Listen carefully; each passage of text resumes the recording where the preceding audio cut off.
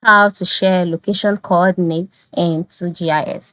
Hello everyone, welcome to another tutorial. In this tutorial, I will show you how you can share location coordinates in QGIS. This is how to go about it. The first step is to log into your QGIS application, just like I've done here. And then once you are logged in, you can see your map, right? And you can see different places in that particular city that you are. So go ahead to tap on the location on the map that you want to share.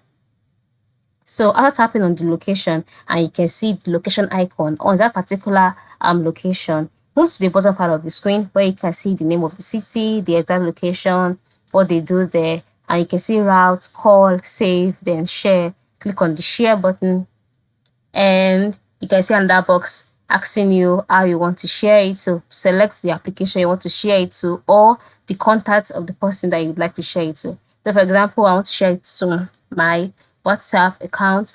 I'm just going to select that and then select the location, and just like that, my location coordinates will be sent to whoever I selected. So this is how to go about it. This is how you can share your location coordinates on your QGIS account. Thank you for watching and have a good day.